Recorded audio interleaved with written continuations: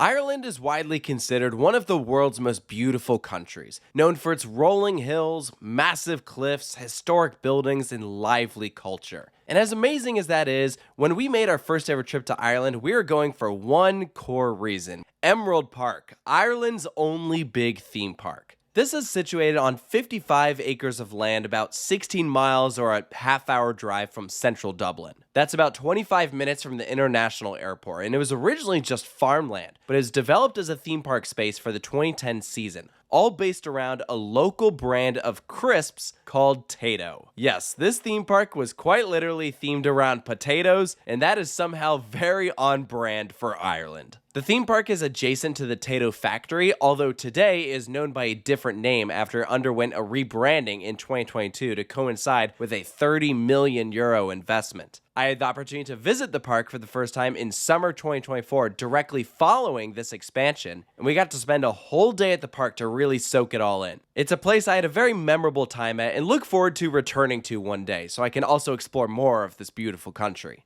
Today, I'll be discussing the guest experience and offering some tips if you only have one short day at Emerald Park. But before I do that, I want to remind you all that we have individual reactions and separate reviews for some of the park's signature attractions already posted on our YouTube channel, as well as the Coaster Studios Patreon. The same day that we visited Emerald Park for the first time, we filmed a whole video discussing our experience that we posted to the Patreon. This is perfect for those who are looking for more immediate reactions to the various places we visit. So if you like what you see, please consider supporting the channel to help us keep doing what we're doing. We offer different tiers, all of which have pretty awesome benefits like bonus videos, early access, and more. Patreon.com/coasterstudios.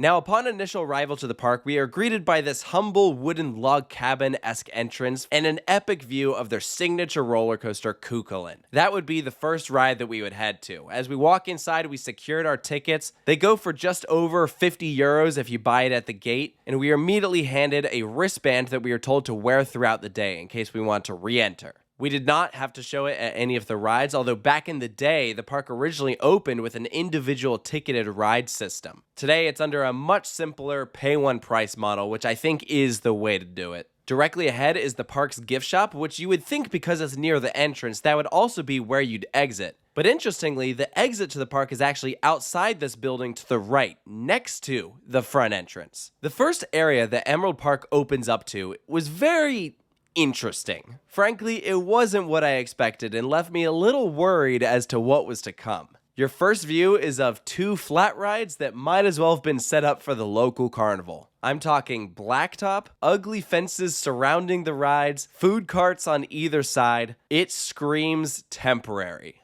And I understand that this park may not have the same budget as some of these larger European properties that go all out with theming, but this area got me worried if the whole park was going to be like this, and thankfully it wasn't. But maybe not the best first impression, and it starts to get a little better once you go beyond these rides. You see this impressive statue, this archway of these various characters that you believe is the entrance to Cuchulainn. And you're like, okay, here we go, the theming's starting to kick in. You walk past these wolves thinking it's going to open up into an equally as impressive land, and no, it's just another flat ride surrounded by an ugly fence. It's like, wait a minute, hold on, something doesn't match here. I thought this was the entrance to Cuchulainn. No, the entrance to Cuchulainn is actually just on the other side of this enterprise here on the right. The roller coaster, for the most part, is not themed at all. It just has a bunch of wooden switchbacks. And luckily, it's a great ride, one that we enjoyed doing multiple times. But this introduction made me think we are at an amusement park. This is not a theme park, which was contrary to what I had heard because I'd seen all the marketing for their new section, Tir na Nog. This opened in 2024 and is Emerald Park's first fully themed and immersive land. And I could see it directly ahead. So I was like, all right, let's start there, see what their new land is about, and then we'll hit everything else. So we walk down this long pathway. You see these huge wooden fences on either side. To me, it just screams temporary, and I hope that their next expansion space is done on either side of this pathway because it doesn't feel permanent. A bit of an odd introduction to their new space, but luckily, once you walk beyond this archway, the land is very nice. It's anchored by two signature steel coasters from Vekoma, Nafina Force and Quest, This is a suspended thrill coaster intertwined with a family boomerang,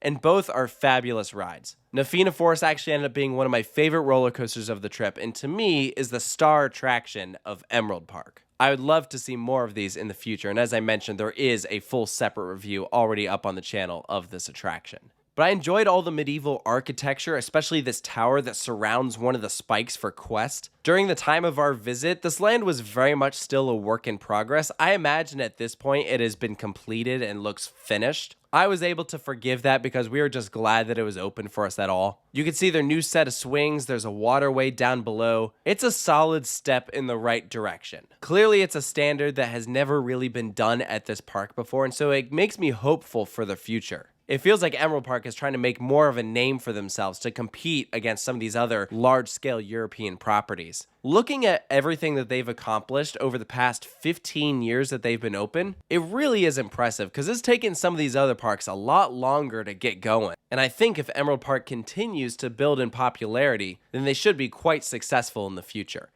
At the moment, they've got 21 rides and attractions. 6 of those are roller coasters. I've so far mentioned 3 of them. Another one is to the left when you walk in. It's called Flight School. It's a Zero Force family coaster opened in 2019, themed around an airport. Really cute. My favorite Easter egg is that Melbourne and Sydney on the flight departure boards are upside down because Australia. And the ride itself goes around twice. It's sure to be a hit with kids. Most of the attractions in this park really are designed for a younger demographic. Nafina Force and Cuchulainn are the only thrill coasters in the park. One of their other family coasters is also from Vekoma. This one opened a few years ago in 2022. It's called Dino Dash. Small kids rides with several animatronic dinosaurs scattered about. It's actually pretty well done. This ended up having one of the longer lines that I saw that day, but I don't think it beat out the queue for Viking Voyage. This is their log flume. That was definitely a soaker. Easily the most popular ride in the park. So much so that we actually never got around to doing it. We were hoping that the wait time would drop and it just never did. And because we were heading straight to the airport, we also realized that maybe hopping on a plane with soaking clothes wasn't the best idea. So we'll have to do it another time, but I've heard that it's a lot of fun. The last roller coaster on property is all the way in the back of the park. It is called Lady Bird Loop and is an SBF Visa. As much as we love making fun of these small little rides, this one might be the best themed that I've seen. They have huge mushrooms around it and the ride vehicles look like ladybugs. It was so fun. What a great way to dress up what would otherwise be a pretty standard run-of-the-mill attraction. I can always appreciate when parks go the extra mile, and it feels like that attraction as well as the kids' rides around it was Emerald Park's first real attempt at theming. I'm not going to pretend like it was anything crazy, but in walking around a nice atmosphere, there was plenty to do for the kids, and it was a section of the park that I didn't even know existed walking in. It's tucked away from the rest of the park because most of the rides are right when you walk in. This area is right next to the park's zoo. Oh yeah, that might have been something I forgot to mention. Emerald Park is also half zoo. I had never heard anything about that going in, but I was really impressed with what I saw. This whole walkthrough was so green and lush. It didn't match the vibe of the rest of the park. It reminded me more of like what Paulton's Park has. If you've been to that UK property, think about when you walk in. There's all these tall trees, pretty flowers, grass, nice landscaping. And for the most part, the whole park is like that. I wish the same level of landscaping that was given to this half of the park appeared over on the ride side. The animal exhibits we saw were beautiful, clearly well thought out, and it feels like that same level of care was not given to some of the other attractions. It was more like, okay, we have this ride, let's just plop it down and call it good. And frankly, that's more of something that we're used to seeing here in the United States. It doesn't exist too much over in Europe. And if Tir na Nog is an indicator of what Emerald Park's future looks like going forward, then I think they too will be steering away from this. I hope one day they come back to some of these attractions and maybe consider dressing them up a bit more. Now, when you visit Emerald Park, I'm sure you'll need to eat. From my experience, my favorite spot was the lodge in the back of the park near all the animals. It feels like genuine homemade food. It's 10 times better than the typical theme park food you might find. Like, I had bison lasagna. It came with fries and a drink. 16 euros. Not bad at all. I found the food here to be pretty affordable, all things considered. And as I mentioned, there's also some food carts near the front. Over by Flight School, we tried some chicken bites. Those I didn't think were that great, but it was only 10 euros, so like whatever.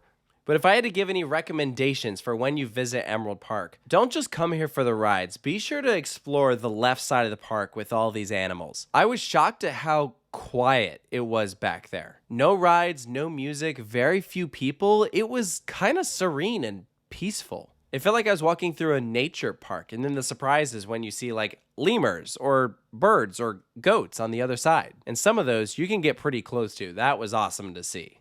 The last tips I have, if you plan on staying at Emerald Park for the full day, it is worth noting the rides here do close early. If it's a 6 o'clock close, the rides will stop operating 30 minutes before, or if the line is longer than 30 minutes, then they'll shut it off at whatever point the line is at. And they are very transparent about this on their website, so it's not a secret. I may not agree with it, but at least they're not hiding it.